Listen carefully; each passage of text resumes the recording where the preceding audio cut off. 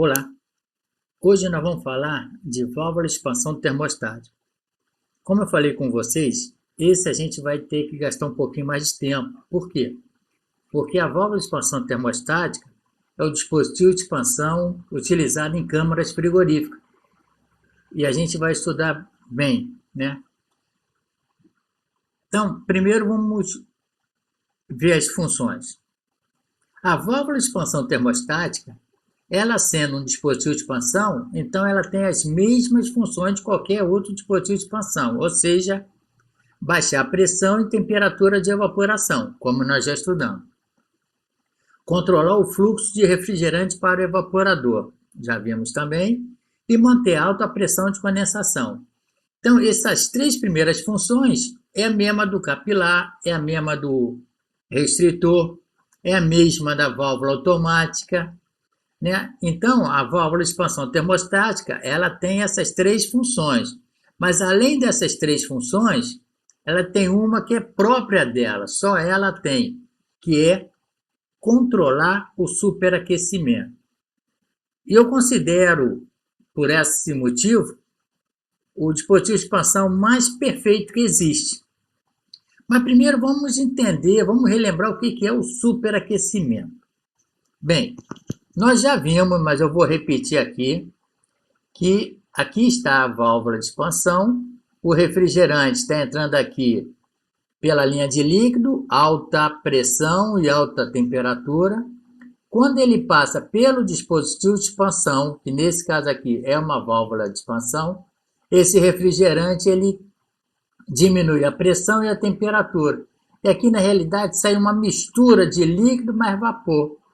Só que essa mistura é 80% líquido, então, didaticamente a gente considera essa entrada aqui líquido.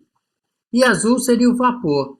Então, ó, eu tenho aqui o líquido entrando, mais líquido do que vapor, e está recebendo calor aqui pelo ventilador do evaporador. Né? Calor da onde? Dos produtos que estão guardados lá na câmara. Esse líquido ele vai se evaporando aos poucos, gradativamente. Tá vendo aqui, ó? Tá diminuindo os pontinhos amarelos e aumentando o espaço azul. Quando chega nesse ponto X aqui, ó, esse ponto determina que foi a última gota de líquido que evaporou. Bem, se eu tivesse como medir a temperatura aqui e aqui, eu teria a mesma temperatura, mesmo ele recebendo calor. Por que isso? Porque nós já estudamos que quando está ocorrendo a mudança de fase, é o que está ocorrendo aqui, a temperatura é constante, ela não se altera, né? Então, a mesma temperatura daqui eu vou ter aqui. Só que desse ponto em diante, o refrigerante já está totalmente em forma de vapor e ainda continua recebendo calor, né, pelo ar que está sendo jogado pelo ventilador. Então, agora que ele mudou por completo para vapor, ele começa a aquecer. E para eu medir o superaquecimento, o que eu preciso? Eu ponho um termômetro aqui, ó, próximo ao bulbo, e eu vejo a pressão. Quem determina a abertura e fechamento da válvula é o superaquecimento. Então, vamos considerar o seguinte. Vamos ver como é que está esse superaquecimento. Faz de conta que eu medi aqui a temperatura de sucção, deu menos 2,3. Medi a pressão e aqui está sendo utilizado o R22. Aí eu vou na temperatura Vou na tabela e verifico que a temperatura de evaporação é menos 8,3. Isso significa que eu estou com superaquecimento de 6K. Tá? Então, significa dizer que essa válvula ela foi regulada para um superaquecimento de 6K. Ou seja, a diferença entre a temperatura de sucção e a temperatura de evaporação, 6K. Então, vamos considerar que essa válvula aqui está equalizada. Esse ponto está aqui. Só que esse ponto ele não fica fixo, ele não fica paradinho.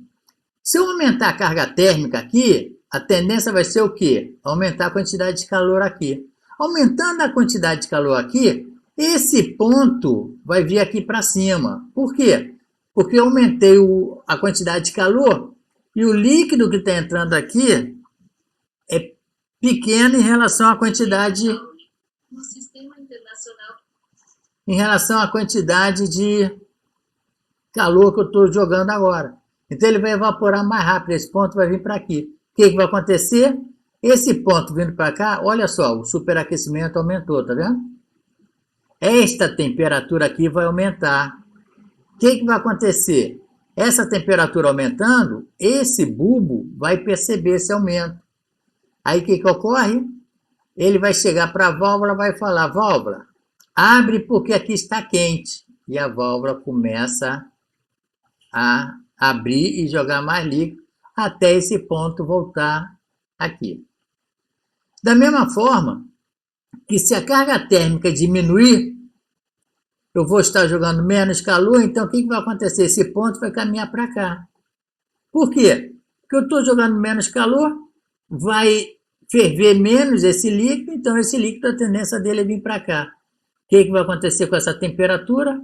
Ela vai diminuir, o bulbo que está aqui vai perceber essa diminuição e vai mandar uma mensagem para a válvula dizendo, fecha porque aqui está frio. E a válvula vai fechando até que esse ponto X estava aqui, ó, o líquido estava chegando até aqui, ele começa a recuar e voltar o ponto para cá.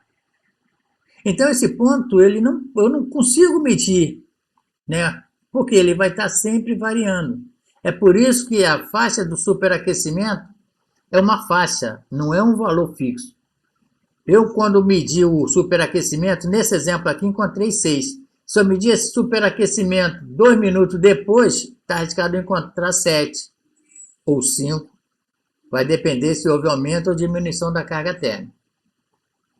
Ok? Isso aqui, eu costumo dar um exemplo de uma caixa d'água. Né? Qual é o exemplo que eu dou? A gente sabe que numa caixa d'água, ela alimenta uma rede de tubulação, onde nessa rede de tubulação as pessoas vão consumindo essa água. À medida que a água é consumida, o nível da caixa diminui. E lá para repor a água na caixa, eu tenho uma boia, né? Uma torneira boia. Que como que essa torneira boia funciona? À medida que o nível abaixa, porque o consumo aumentou, ela abre a entrada de água na caixa. Quando o consumo diminui, automaticamente o nível da caixa vai subir. E o nível da caixa subindo, a válvula, a boia, fecha. É a mesma coisa aqui, ó. O que seria o consumo aqui? O aumento de carga térmica. Aumentou a carga térmica, esse líquido vai ferver mais rápido, vai evaporar mais rápido. Então, ó, aumentei aqui a quantidade de líquido. É como se o nível tivesse caído, né? Diminuído. Então, o que vai acontecer com a válvula? Ela vai abrir, jogando mais líquido para compensar esse aumento de consumo. E quando a carga térmica diminui, é como se as pessoas estivessem fechando lá suas torneiras. Então, o consumo de água diminuiu, o nível vai subir, a válvula vai fechar. Aqui é a mesma coisa. Diminuiu a carga térmica, não tem mais tanto calor para retirar do ambiente. O que vai acontecer? Esse nível vai vir para cá, ó. Aí a válvula fecha, que é para ele voltar ao normal. Bem, então agora a gente vai entender como é que essa válvula atua, né? Nós já sabemos que ela atua em função do superaquecimento, que quando o superaquecimento aumenta devido ao aumento de carga térmica, essa válvula abre, deixando entrar mais um fluido refrigerante. E quando essa carga térmica diminui, ela fecha para diminuir a quantidade de fluido refrigerante. Ou seja, ela fica dosando a quantidade de fluido refrigerante em função da carga térmica. E como é que ela funciona? Ela tem 3 forças, né? 3 pressões que atuam nela, né? Então aqui, ó, pressões que atuam nela. Eu tenho a primeira pressão, que é a pressão do bulbo. Por que a pressão do bulbo? O bulbo é isso aqui, ó. Então, aqui dentro eu tenho um fluido volátil. O que é um fluido volátil? Que ele aumenta ou diminui de pressão em função da temperatura. Então, quando aumenta a temperatura lá da sucção, ele aumenta, ele expande, então aumenta a pressão. Ele aumentando a pressão, ele vai aumentar a pressão aqui, ó, para baixo. Aqui, ó, para baixo. Automaticamente, isso aqui é um diafragma, né? Esse diafragma vai arriar. Aí, essa válvula aqui, ó, vai descer. E vocês observam que ela descendo, ela abre a passagem. Ela, nesse ponto aqui, ela estaria 100% fechada. Coisa que, na prática, não acontece, né?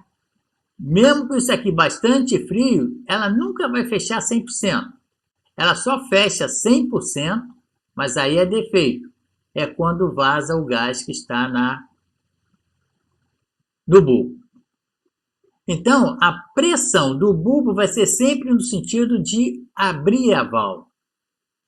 Aí eu tenho uma outra pressão, que é a pressão da mola. Que mola é essa? Ah, essa aqui, ó. Isso aqui é uma mola. E essa mola está fazendo força para onde? Para cima. Está fazendo força para cima. E para cima eu vou empurrar esse diafragma para cima. Consequentemente, vou trazer isso tudo para cima. Ó. Então vai ser no sentido de fechar a válvula. Além disso, eu tenho uma terceira força, uma terceira pressão, que é do equalizador, que nada mais é do que a pressão da sucção, né? Uma vez um aluno meu, ele já sabia disso tudo. Ele só não entendia por que eu precisava ter essa força do equalizador aqui sobre o diafragma. E eu também, na época, né, eu estava iniciando como docente, eu não sabia. E eu levei quase 2 semanas para responder a ele. Porque naquela época, isso já tem bastante tempo, não tinha internet que né, a gente tem hoje, então eu tive que deduzir. Eu comecei a fazer pesquisa, mas não encontrei nada, mas eu deduzi. O que eu deduzi? Ora, nós vimos que o superaquecimento não é uma diferença de temperatura, é a diferença entre a temperatura de sucção e a temperatura de evaporação. Então, a válvula, se ela controla uma diferença, ela precisa saber esses dois valores. Quem manda a informação da temperatura da sucção para a válvula? É o bulbo. O bulbo está lá na sucção, né? Preso na sucção, manda essa temperatura, essa informação da temperatura da sucção para a válvula através de uma pressão. E quem manda a temperatura de evaporação? Nós, quando vamos calcular, a gente verifica a pressão de sucção e transformamos, né? Verificamos numa tabela qual é a temperatura relacionada àquela pressão. Então, nós convertemos, entre aspas, pressão para temperatura. Aqui não. Aqui a válvula já pega a própria pressão diretamente. Então, ó, o bulbo transforma a temperatura em pressão, porque na válvula o que faz ela atuar são pressões, e ele já pega a pressão do equalizador aqui. O equalizador é esse cara aqui, ó. Né? Aqui, ó, eu tenho a pressão de alta do sistema, antes de passar pelo orifício. Quando passa pelo orifício, eu tenho a pressão baixa, porque houve a expansão aqui. Então, ó, esta pressão aqui, ó, que a válvula recebe. Então, vamos ver um videozinho mostrando isso.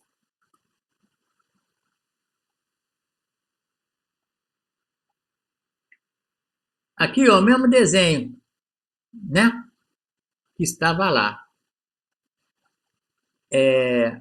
Aonde que eu regulo a válvula? Eu regulo a válvula por esse parafuso aqui, ó. Quando eu mexo nesse parafuso, na realidade, eu vou estar aumentando ou diminuindo a pressão da mola. E é a mola que determina o superaquecimento. Muita gente fala, abre a válvula ou fecha a válvula, né, mexendo nesse parafuso. Na realidade, eu não estou nem abrindo nem fechando a válvula.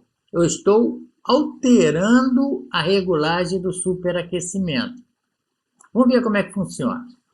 Bem, vamos considerar que esta pressão do bulbo né, a pressão do bulbo vai ser maior do que a pressão da mola mais a pressão do equalizador. O que que esse diafragma vai fazer? Ele vai descer.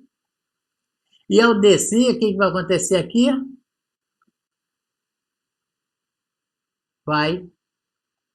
O diafragma vai mover para baixo. Então vamos ver o que vai acontecer. Olha lá, moveu para baixo, o refrigerante alta pressão entra aqui, ao passar aqui, ó, a pressão diminui. Então aqui, naquele exemplo que eu dei, 230 e aqui 40 PSI, a válvula está aberta. Quando o superaquecimento diminui, esse bulbo que está lá na sucção vai perceber isso. Esta força do bulbo aqui, ó, que está mantendo essa válvula com uma certa abertura, vai diminuir. E ao diminuir, essa válvula vai fechar, injetando menos líquido no evaporador. Para quê? Para o superaquecimento voltar para a faixa que ele foi regulado. Aqui nessa animação, essa válvula vai fechar por completo. Mas na prática ela não fecha por completo, ela só diminui. Mas toda vez que esse bulbo, a pressão diminuir, a válvula fecha, diminuindo a passagem do fluido refrigerante.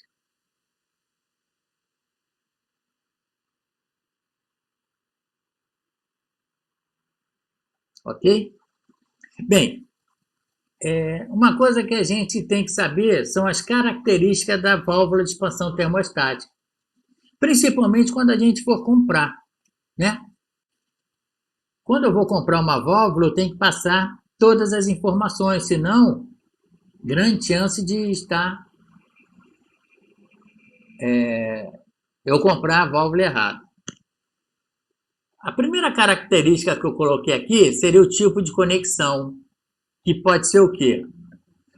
Rosca ou solda. Então eu botei aqui umas figuras para a gente ver a diferença. A solda e rosca. É óbvio que essa aqui é muito mais fácil de se trabalhar. Essa aqui é muito mais difícil. Por quê? Se trata de solda.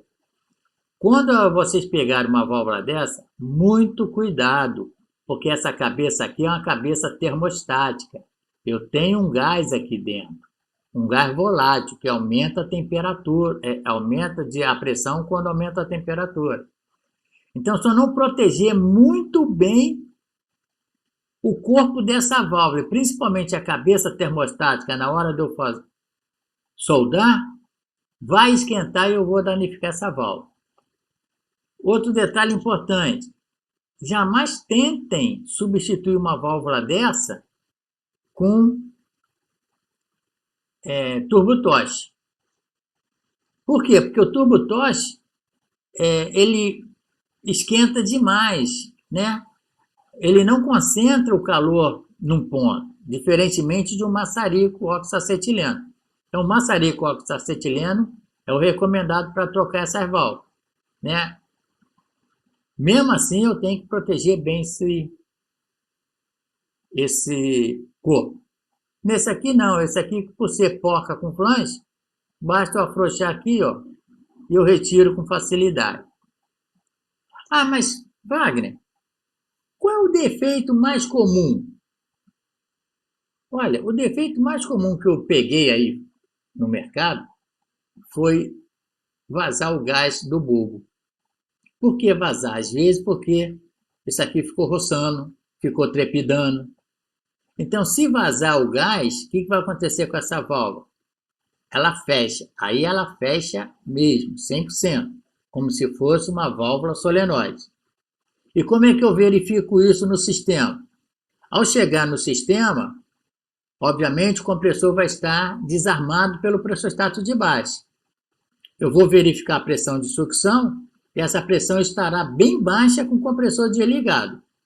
Aí, para eu ter a certeza, o que eu devo fazer? Instalar o manômetro na descarga do compressor. Se a descarga do compressor estiver com a pressão também baixa, O problema não é aqui, o problema é que vazou o gás todo. Agora, se a pressão de descarga estiver com a pressão de equalização, vamos considerar aí o R22, que é na faixa de 140 PSI, e a sucção está lá em 15 PSI, ou é a válvula ou é a solenoide. Por que eu posso garantir isso? Porque não houve a equalização do fluido refrigerante. E os únicos equipamentos que não deixam ocorrer a equalização ou é a válvula de expansão, quando esse gás se perde, ou é a solenoide, quando a bobina está queimada. Ok? Bem, outra característica é o tipo de fluido refrigerante. Para cada tipo de fluido refrigerante, eu tenho uma válvula de expansão adequada. A câmara usa o R134A, uma válvula para R134A. Outra, usa o R22, ou então o R407, que é bem parecido. É outro tipo de válvula. Usa o 404A, é outro tipo de válvula. O tipo de equalizador. O tipo de equalizador, eu tenho dois tipos, o interno e o externo. Eu já falei para vocês que, na realidade, o equalizador informa para a válvula a pressão de sucção, né? Para quê? Para informar a temperatura de evaporação, porque a válvula, ela controla uma diferença. Se ela controla uma diferença, ela precisa saber os dois valores.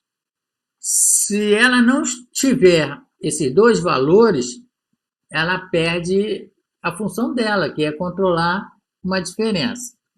Então, vamos ver aqui. Vocês observam que eu coloquei aqui, duas figuras de válvula bem parecidas. Essa aqui, eu tenho a entrada, que é por aqui, e aqui é a saída. Aqui entra o líquido em alta pressão, e aqui sai o líquido já em baixa pressão expandido.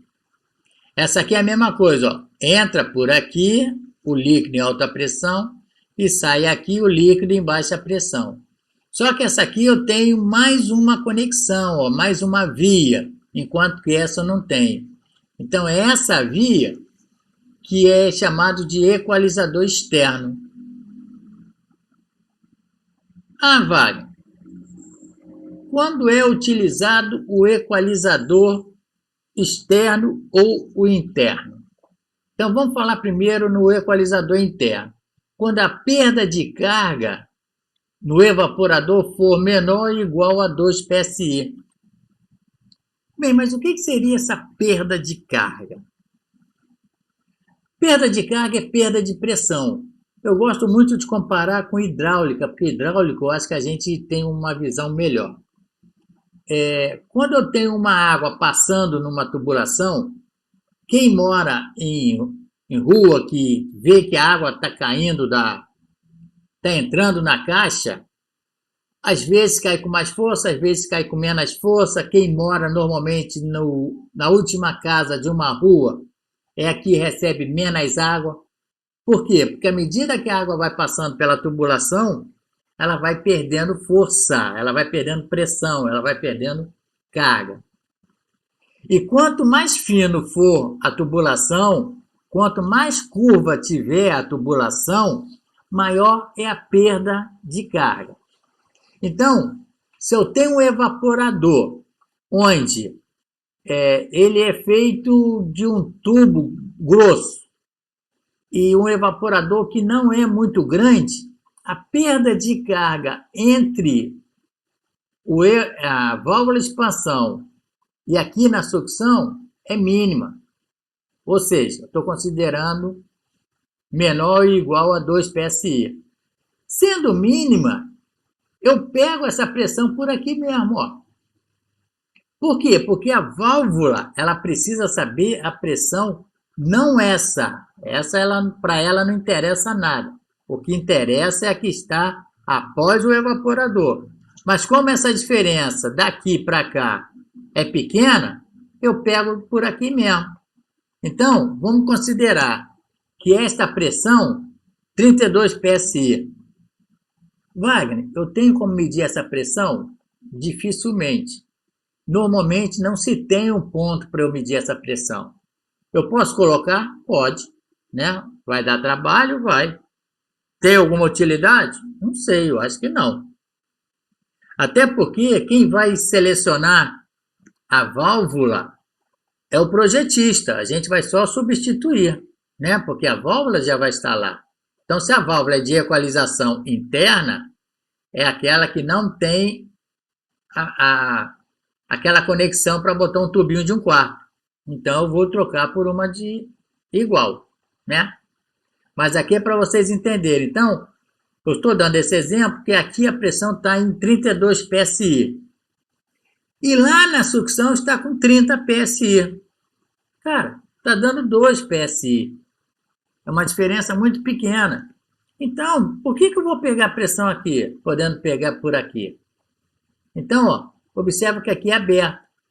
Então, quando esse fluido refrigerante passa pela expansão, que cai, por exemplo, de 220 para 32, esse 32 também está fazendo força aqui, ó, é aquela força do equalizador, no sentido de fechar a válvula. Estão observando aqui, ó? Por que fechar? Porque ele vai forçar esse diafragma para cima. Esse diafragma para cima, se vocês observarem, vai levar esse obturador para cima, essa agulha para cima, e ela para cima ela vai fechar. Ok? Agora, vamos ver a equalização externa. A equalização externa já é quando a perda de carga é maior que 2 PSI. Ora, por que isso? Como eu falei para vocês, a válvula tem que receber a informação da pressão que está na sucção. Faz de conta que esse tubo aqui é o tubo de sucção. Então, o que acontece? Se a pressão aqui na sucção é 30 PSI, mas aqui é 36, eu estou com uma diferença de 6. Eu não posso pegar essa pressão aqui, ó, senão eu vou estar mandando uma informação errada para a válvula. Então, a válvula de equalização externa, ela não tem comunicação daqui para cá, igual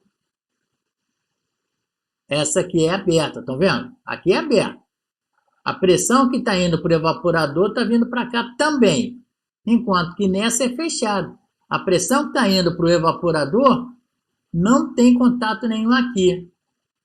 Ah, Wagner, e qual é a pressão que vem aqui? Eu tenho, nesse caso, um tubo conectado na sucção que está levando essa pressão de 30 PSI para cá. Ok? Entenderam, então? Quando utilizar a equalização externa e interna? Ah, Wagner, eu só não entendi como é que eu vou saber que aqui a pressão é alta e aqui é baixa? É bem diferente. Na prática, eu já falei para vocês, quanto menor for o diâmetro do tubo e maior número de curvas, maior é a perda de carga. Então, se vocês olharem um evaporador, o tubo é de 3/8 ou de 1/4 e tem curva beça do lado, né, várias curvas. E outra, uma dica bem importante, se tem o distribuidor, né, nós já falamos de distribuidor lá quando nós falamos de evaporador, o que vai acontecer? Com certeza a perda de carga é grande. Qual é a válvula que eu vou utilizar? Equalização externa. Quando eu pego um evaporador pequeno, onde o tubo é grosso, o tubo é de meia polegada, 3/4. Wagner, onde eu vejo isso? Cara, eu tenho visto muito isso naqueles balcões de açougue, onde as carnes ficam